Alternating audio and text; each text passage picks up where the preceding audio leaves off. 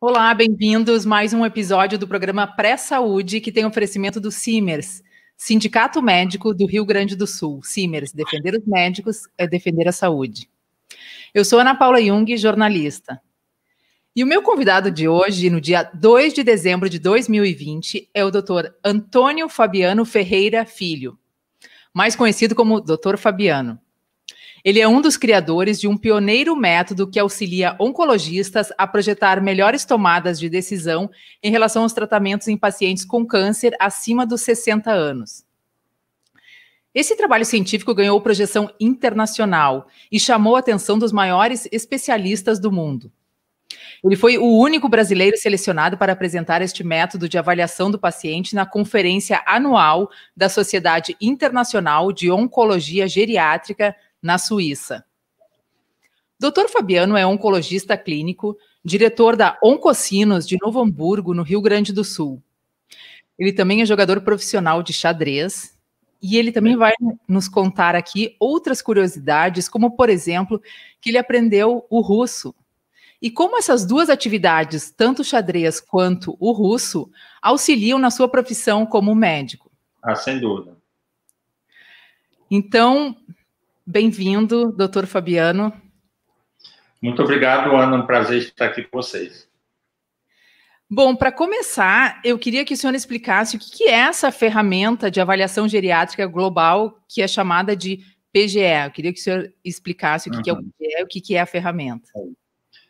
Bem, antes de explicar exatamente o que é a ferramenta, eu vou falar um pouco por que ela foi criada, né? Qual é o problema que ela se propõe a ajudar a resolver. Isso.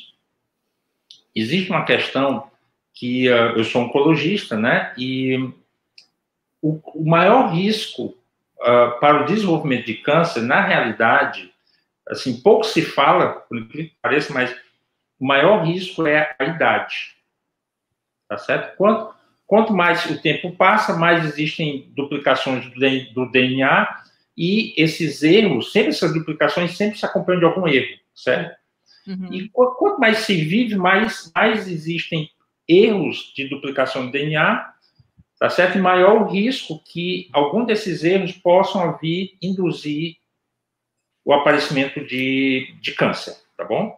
Uhum. Então, a maior parte dos cânceres, dos tipos de tumores, né, as neoplasias, elas ocorrem em pacientes acima de 60 anos. Tá certo? Mais de 60% dos novos casos de câncer ocorrem nesses pacientes. Uhum. Tá certo? Esse é o maior risco para o desenvolvimento de câncer, é idade. Incluindo todos os tipos de câncer. Todos os tipos de câncer, tá certo? Câncer de mama, a incidência, ela aumenta exponencialmente a partir de 60 anos. Claro que existem pacientes, né, nós tratamos, eventualmente, pacientes com 25 anos, com 30 anos, eu já tratei uma menina com 19 anos, por exemplo, com câncer de mama. Mas isso é a exceção, tá certo? Claro que nós temos que tomar cuidado com essa população de paciente jovem, né? Mas, assim, a grande maioria dos tumores ocorre nessa população. Tá certo? Isso é uma coisa. E a segunda questão é que a parte da sociedade que mais cresce no mundo é exatamente os pacientes de terceira idade, né, os pacientes sêniores. Então, nós temos, de um lado, um grupo de doenças, o câncer, que acomete pessoas de uma forma preferencial acima dos 60 anos de idade, e nós temos exatamente essa população que está crescendo no mundo. O resultado disso é uma combinação, assim, muito perigosa para os serviços de saúde de todo mundo, tá certo? Então, já está existindo uma sobrecarga no serviço de saúde, isso em todo mundo, tá certo? Só que essa sobrecarga ela vai aumentar, esse número até 2030, a incidência nessa população vai aumentar em torno de 30% a 40%, tá certo? Poucos governos do mundo, de países em desenvolvimento, estão se preocupando com isso, tá certo? O nosso país, assim, eu pessoalmente não vejo uma preocupação nesse sentido. E eu não vejo uma preocupação nesse sentido. E essa maior incidência ela vai ocorrer não em países desenvolvidos como a Europa, países europeus ou da América do Norte. Essa maior incidência vai ocorrer em países em desenvolvimento, como Índia, China, Brasil. Tá certo? Muito bem. Isso é uma coisa. Então, a maior incidência de câncer ocorre nos pacientes acima de 60 anos. Com isso, eu não estou esquecendo todas as outras faixas etárias, por favor, tá certo?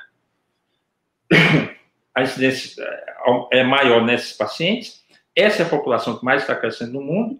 E existe uma questão muito importante, duas questões importantes.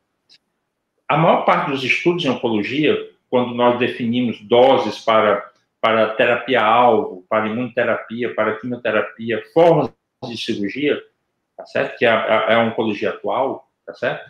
Que nós temos que saber, se faz parte. Mas todos os estudos são feitos, normalmente, em pacientes com menos de 65 anos de idade, menos de 70 anos de idade, e pacientes que estão muito bem, que não têm comorbidades, tá certo? E que, na realidade, não representam tanto os pacientes que nós vemos nos nossos consultórios. Tá entendendo? Então, qual é a consequência disso? É que, muitas vezes, se você for aplicar cegamente os resultados dos grandes estudos internacionais, os estudos clínicos randomizados, né, a medicina baseada em evidência, que é muito importante, tá certo? Mas existe um limite, porque, muitas vezes, a população de pacientes onde são realizados os grandes estudos clínicos não representa os pacientes que chegam nos nossos consultórios. Consequência disso, eventualmente, é uma maior toxicidade e mais efeitos colaterais nos nossos pacientes, se nós formos aplicar exatamente como os estudos definem. Se nós não levarmos em consideração, aqui uma palavra muito importante, a heterogeneidade dos nossos pacientes. Essa é uma palavra muito importante. Que é a individualidade. A individualidade, exatamente. As pessoas são diferentes. Cada pessoa, né, ela é única. Então, os nossos tratamentos também, eles têm que refletir, eles necessitam refletir, tanto do ponto de vista molecular, com as novas drogas, tá certo? Com a terapia-alvo, a imunoterapia, os nossos tratamentos têm que refletir a nível molecular essa heterogeneidade dos pacientes, o fato de cada paciente ser único, mas também nós temos que ver o paciente como um todo e ajustar os nossos tratamentos dessas duas formas, unir esses dois mundos. O mundo da biologia molecular, que eu, como oncologista, nós temos que estar absolutamente a par de tudo, mas também nós não podemos esquecer um outro mundo, que é o mundo do paciente, que ao redor de um câncer, né, assim, falando bem claramente, existe um paciente que muitas vezes também tem as suas comorbidades. Pois não? Até porque as pessoas envelhecem de maneiras diferentes, né? Paula, você já está contratada para trabalhar. Já é uma oncologista, já top. Exatamente. As pessoas envelhecem de maneira heterogênea.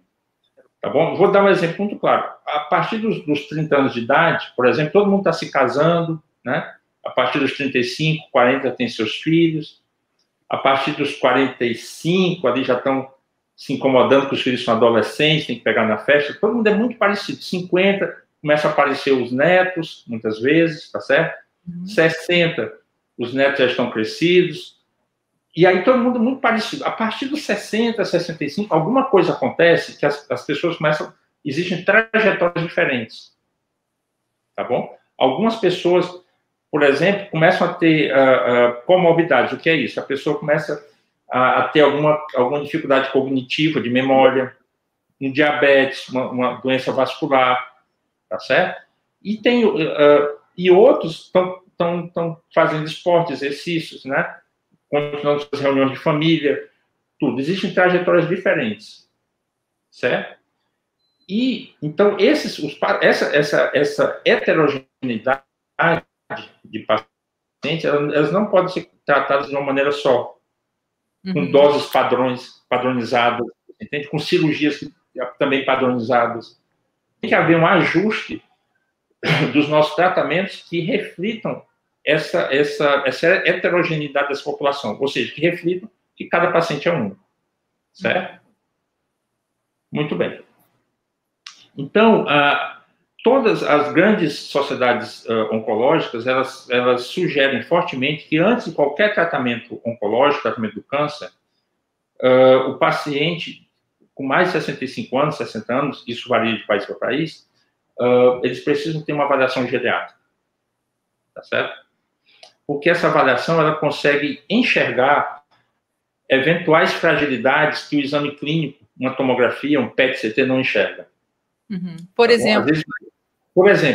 Às vezes, eu dar 2 exemplos aqui. Semana passada, ou até hoje, um paciente de manhã que eu vi. Vou dar um exemplo.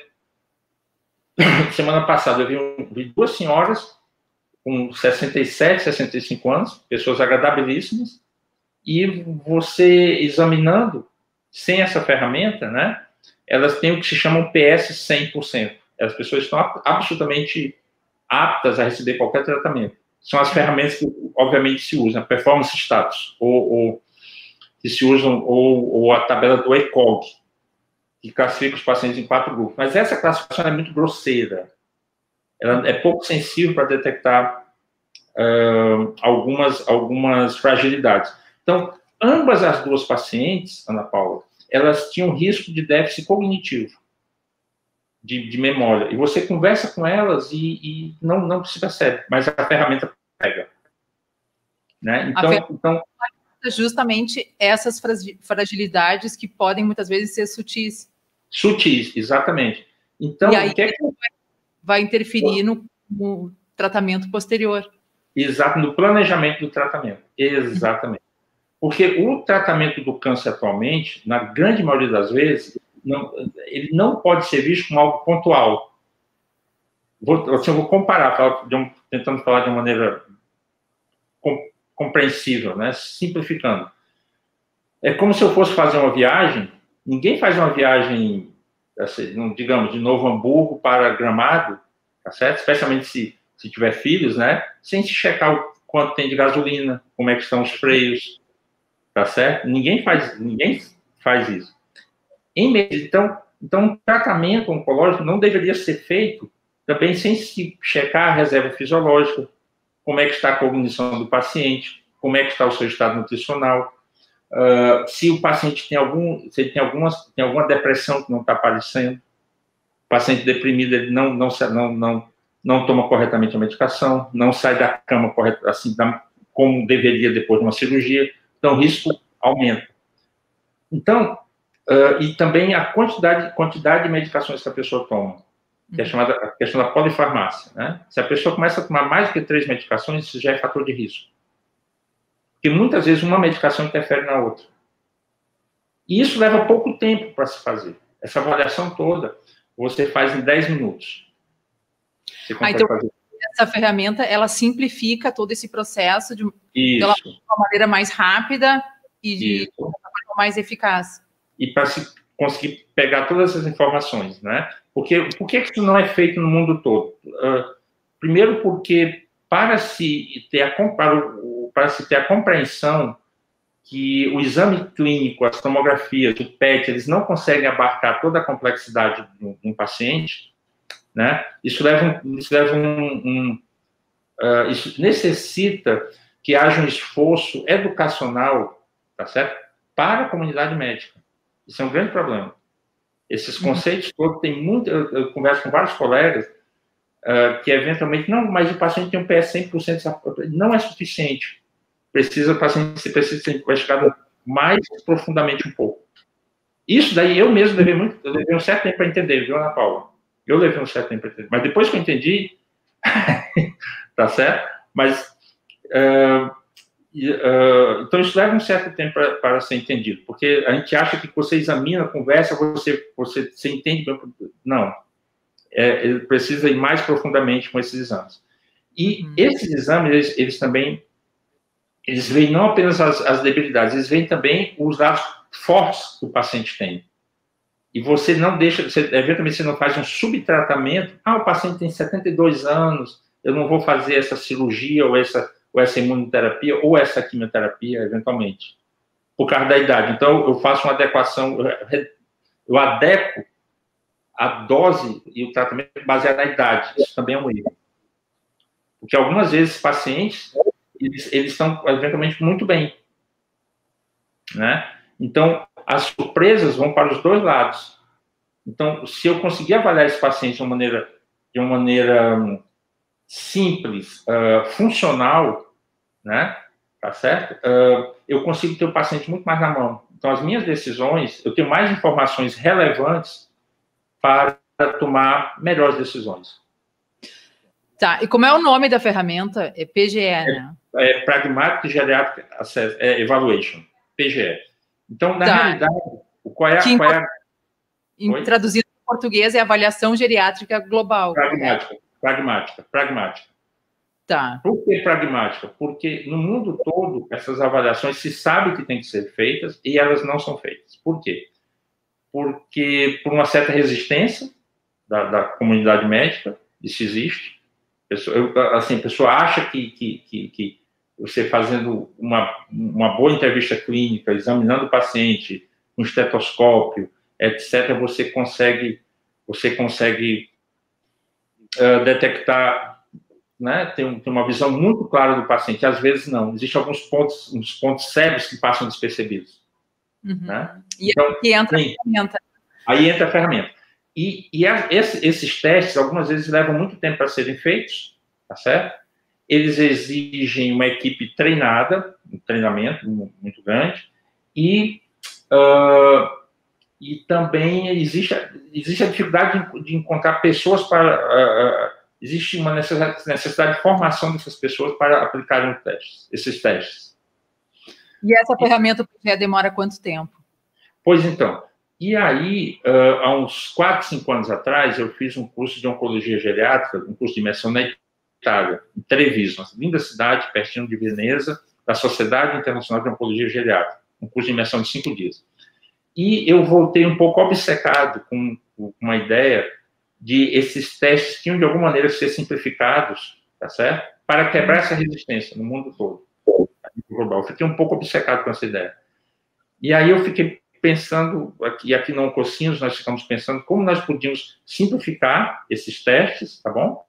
Manter a eficácia deles, conseguir o máximo de informação da maneira mais tranquila possível, no mínimo de espaço de tempo, com o mínimo de gasto humano, tá certo? O mínimo de pessoas envolvidas, tá certo? E aí se chegou nesses 5 testes que avaliam vitalidade, a questão nutricional, a questão cognitiva de memória, a questão do afeto, né, depressão, e a questão da polifarmácia.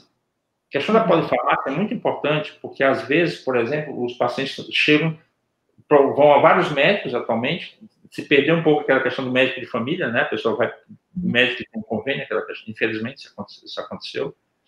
Então, um médico, isso é no mundo todo, não é só aqui no Brasil, não. Então, um médico prescreve um remédio, o paciente vai em outro, o outro prescreve outro, e aí, quando se vê, o paciente está tomando 8 medicações. Um paciente que eu vi aqui hoje já de manhã. Né? Então, o paciente tomando 2 antidepressivos, tá bom? E tomando um hormônio da tireoide, muito comum, e um omeprazol, que é se dizer qual é o vilão, são os bloqueadores da bomba de próton. Porque o omeprazol diminui a absorção da medicação da tireoide, tá bom? Se a pessoa não está com a tireoide funcionando bem, a pessoa pode ter a depressão, né? E aí já está tomando 2 remédios para depressão. Então, o que é que você tem que fazer? Você tira o omeprazol, essa pessoa está tomando há 5 anos, porque algum médico prescreveu lá no passado, tá certo? E a pessoa continua tomando. Isso é muito comum, muito comum. Tira... Mas aí tem a importância também de um geriatra, né? Para cuidar de tudo. Exatamente. É muito importante que haja esse acompanhamento com o geriatra. É muito importante que entre esses colegas se integrem mais. Mas também nós não podemos tirar a responsabilidade que cai sobre nós, oncologistas. Porque o oncologista, a pessoa é um médico, não vou ficar só prescrevendo quimioterapia ou imunoterapia ou terapia alta. Eu tenho que ter uma visão maior do paciente. Isso aí não sou eu que estou dizendo. A Sociedade Americana de Oncologia Clínica, ela fala isso. Né? O oncologista é necessário que nós tenhamos uma visão mais global dos nossos pacientes. Né? Então, por exemplo, quando esse paciente, você tira o omeprazol, o remédio da tireoide funciona melhor, né? A depressão dele, você tira um dos antidepressivos, que não precisa dois, digamos, tá certo? Então, daqui a pouco você faz esse descalonamento, que é outra palavra que está acontecendo muito agora em oncologia, é você não escalonar, você adicionar tratamento, você simplificar, descalonamento. Isso é um movimento que está ocorrendo a nível internacional. Doutor Fabiano... Então, essa ferramenta, ela permite, a sua pergunta, em quanto tempo? Em média, 9 minutos e meio. É bem rápido, né? Eu vou pedir licença para dizer uma mensagem do Simers, que esse programa tem um oferecimento do Simers. A desassistência em psiquiatria vem crescendo no Rio Grande do Sul. É notório o descaso da Secretaria Estadual da Saúde. Mesmo com o aumento dos atendimentos psiquiátricos na pandemia da Covid-19, algumas unidades do Hospital Psiquiátrico São Pedro estão sendo fechadas. Somos contra o desmonte do São Pedro e reivindicamos providências imediatas do governador do estado e a atenção necessária à saúde mental. Simers, defender os médicos é defender a saúde. Doutor Fabiano, estão entrando várias mensagens aqui. A Camille Paz, boa tarde. Regina Mibielli, boa tarde, muito interessante. A Ione Russo diz assim, o russo e o xadrez, em que auxilia a conduta deste oncologista, Já vamos falar sobre isso, mas eu queria que o senhor concluísse rapidamente daí sobre a ferramenta, que ela recebeu também uma distinção no Congresso na Suíça, né? E eu queria também lhe perguntar que essa ferramenta ela é open source, né? Que significa um acesso que está disponível gratuitamente na internet. Como ela pode ser acessada em qualquer site?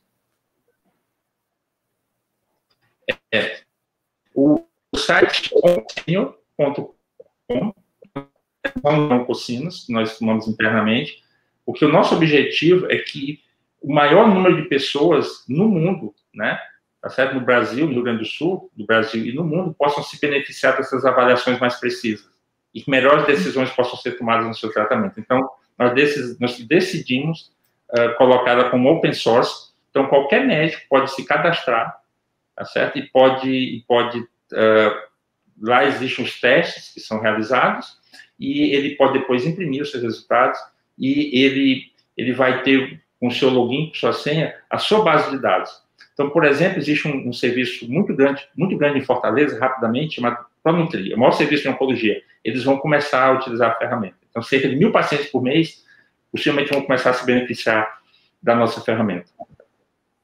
Doutor Fabiano? Sim, senhora. O senhor poderia ter vendido, né, essa ferramenta, poderia ter comercializado, e o senhor optou por disponibilizar gratuitamente. Por quê? Aí é que talvez entre o xadrez e o russo, né, tá certo? Que quando você lê por exemplo, uma poesia do Pushkin, do Alexander Pushkin, tá certo? Você vê que a vida é muito linda, muito maravilhosa, tá certo? E que nós estamos aqui para... Eu, como médico, né, eu fiz um juramento, assim como minha colega a doutora Daniela Lessa, que não Cocinas, que ela também, imediatamente, também comprou a ideia de disponibilizar para todos.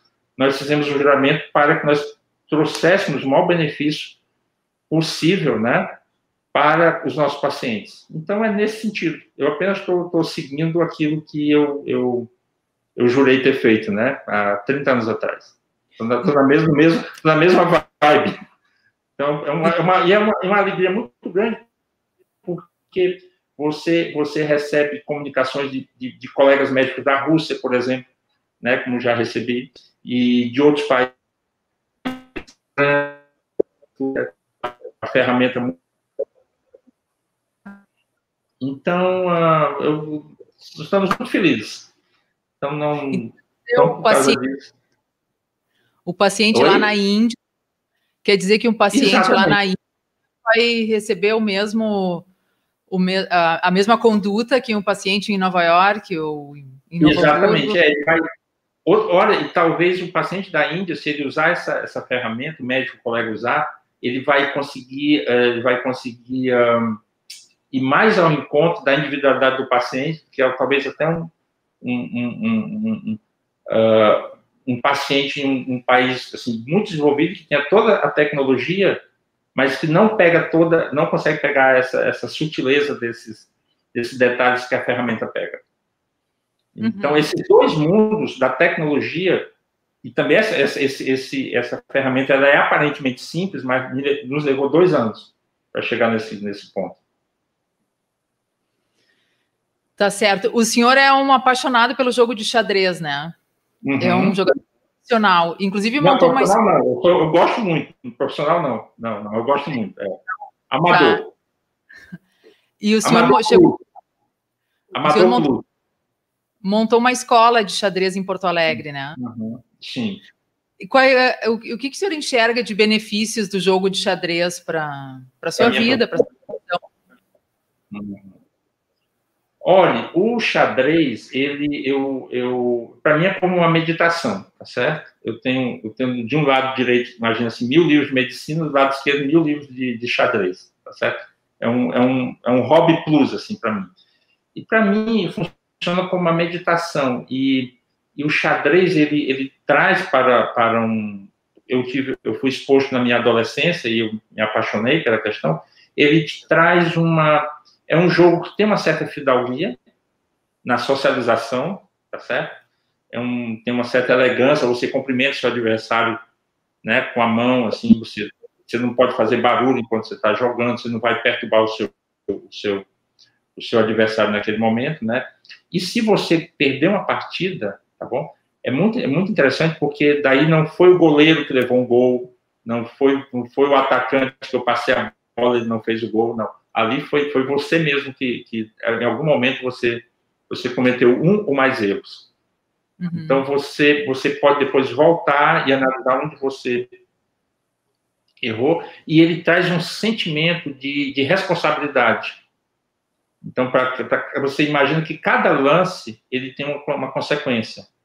É como se, passando para a medicina, cada ato, cada medicação que eu prescrevo para um paciente, uma quimioterapia, um imuno, etc., ou eu sugiro uma cirurgia, uma forma, ele vai ter uma consequência. Não são atos pontuais. Ele te dá essa sensação de continuidade dos seus atos, você passando para a sua vida. Então, e também ele lhe dá um certo sentimento, isso é muito importante, certo? Eu ensino na FEVAL também, eu falo muito isso para os estudantes, um certo sentimento de recuo. O que é isso?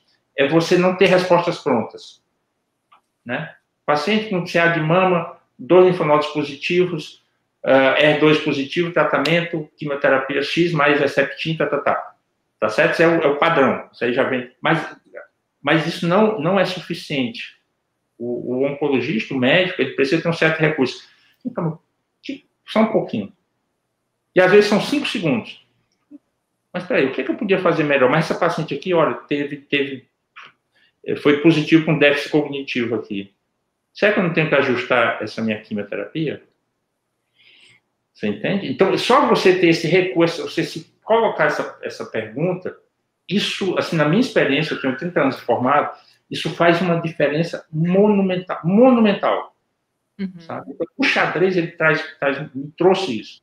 Então, humildemente, eu criei a Casa do Xadrez de Porto Alegre, né, com esse objetivo de trazer crianças e adolescentes para, de alguma maneira, serem expostos a um pouco do que eu vivi, né, e passar um pouco desse benefício que para mim, o xadrez me trouxe.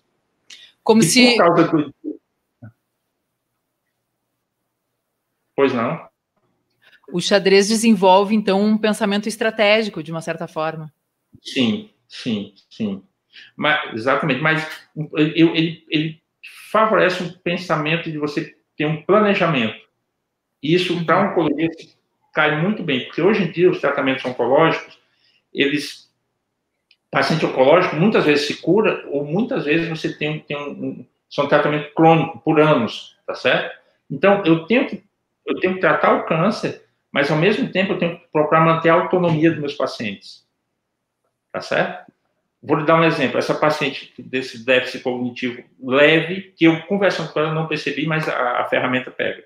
Então, eu tenho que ter cuidado com o tipo de quimioterapia que eu vou prescrever para ela, porque se essa paciente tiver alguma complicação, tiver alguma infecção, por exemplo, essa questão ela vai consumir um pouco da reserva cognitiva dessa paciente. E isso pode... Eu tenho uma paciente que ela está completamente autônoma hoje, e daqui a pouco ela pode ficar com algum déficit cognitivo, começar a não conseguir passar um cartão de crédito, não se lembrar da senha, tá vendo? Começar a ter dificuldade para ligar para o seu filho, para a sua filha. Isso são atividades instrumentais da vida diária, que a pessoa começa a perder com a diminuição da cognição. Então, eu posso induzir, se por um lado eu posso curar a paciente, mas também eu tenho que curar, mas com o mínimo de efeitos colaterais possível. E mantendo a autonomia do paciente, o máximo possível. Porque a autonomia, ela está relacionada diretamente à sobrevida do paciente. Quanto o paciente vai viver. Então, nesse sentido, é que a ferramenta ela ajuda profundamente as nossas decisões terapêuticas. Perfeito. A Neuci Guadanin diz muito boa tarde. Mabel Fontana, boa tarde. Interessante para mim que já passei 2 vezes por esta doença.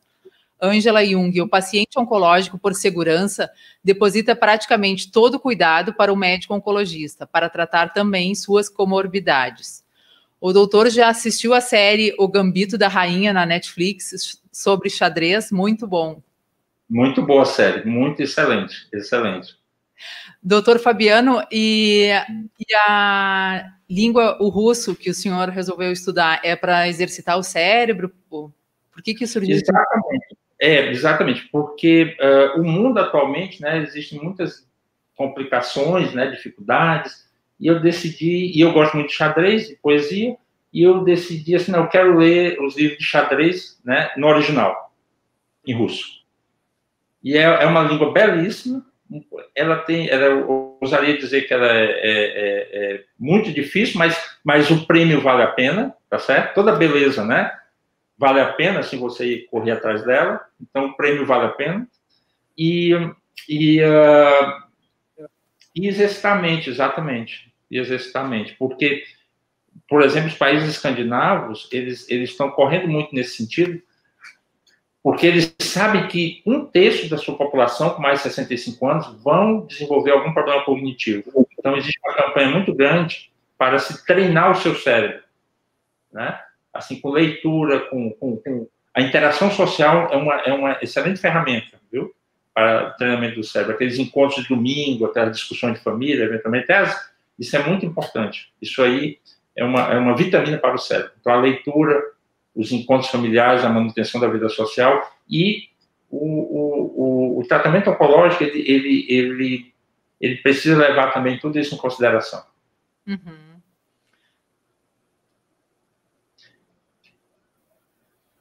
Até porque o senhor tinha comentado comigo antes da entrevista que 1 a cada 3 pessoas provavelmente vão ter problemas cognitivos na terceira. Sim. Então, é desde cedo fazer exercícios para o cérebro? Exatamente, a leitura, né? Palavras cruzadas, leitura, a questão de você encontrar aqueles seus amigos com quem você dá uma risada, isso aí também você fica estimulando o cérebro. Xadrez, né? Também, quem nunca aprendeu, não precisa ser campeão do mundo, como eu também, eu apenas gosto muito, mas não quer dizer. Então, tudo isso aí são estímulos de vitalidade, né? Que mantém a nossa autonomia. Jogar carta também, né? Pode ser. Jogar carta também, tem que calcular tudo, exatamente. Exatamente. Bom, doutor Fabiano, o tempo já passou voando. Lembrando que esse programa é um oferecimento do CIMERS, Sindicato Médico do Rio Grande do Sul. CIMERS, defender os médicos é defender a saúde. Eu gostaria muito de lhe agradecer pelo seu tempo, lhe dar parabéns por essa pesquisa, disponibilizá-la gratuitamente ao mundo inteiro. Me parece assim um gesto que tem uma certa generosidade aí. Eu vejo como uma continuidade do juramento que foi feito. Ana Paula, eu posso só agregar uma questão rapidamente? Sim, eu já vou lhe passar a palavra para daí o senhor fazer um encerramento, dar uma mensagem final.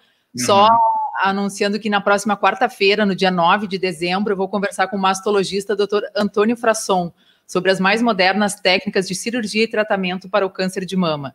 E para encerrar essa série sobre câncer, no dia 16 de dezembro, a convidada é a doutora Ana Gelati, que é referência em câncer de pulmão, que vai falar sobre os efeitos nocivos do tabagismo e dos cigarros eletrônicos. Doutor Fabiano, com a palavra.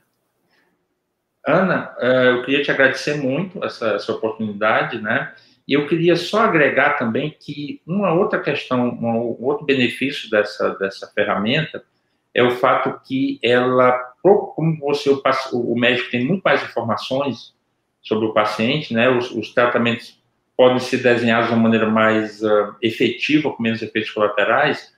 Então, as complicações também, o potencial de complicações do tratamento oncológico, que são tratamentos muito delicados sempre, ela cai.